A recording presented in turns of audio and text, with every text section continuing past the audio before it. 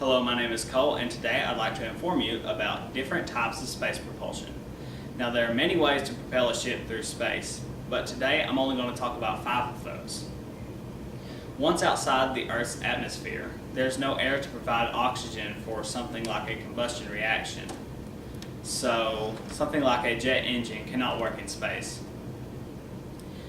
One way to alleviate that is to bring your own oxygen with you. This leads us to our first engine, which is the chemical rocket. The chemical rocket brings its own oxygen and fuel so that it can work in space. This engine is also the only engine that is powerful enough and safe enough to launch humans into space. Also, this is very inefficient with fuel. Another type of space propulsion is the ion engine.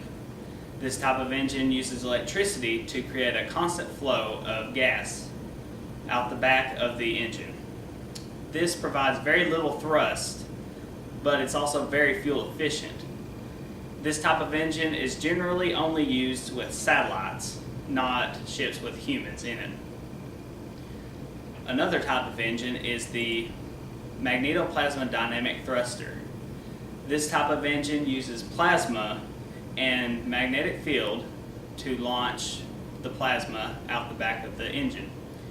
A ship like this would probably use a nuclear reactor to heat up hydrogen gas and turn it into a plasma, and then direct plasma into the magnetic field, which would then launch out the back of the ship.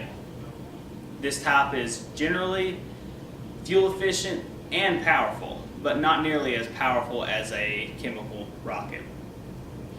Another type of engine is the Orion drive.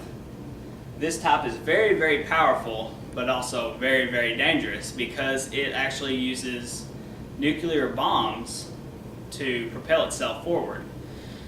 It allows a nuclear bomb to trail behind it until a certain distance, and once that distance is reached, the nuclear bomb explodes, and the ship uses a shock absorber to propel itself, to ride the shock wave through space. This type of engine is probably the only type that can go to another solar system in a reasonable amount of time. Now, the final type of engine that I have to talk about is the solar sail. This kind of works like a wind sail on a ship, as in it only has to be open to provide forward thrust.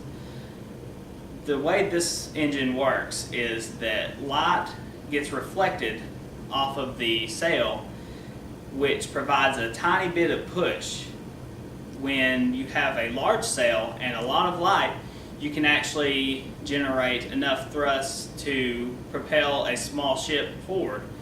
And with no fuel required, you could probably send a ship very far away in a reasonable amount of time.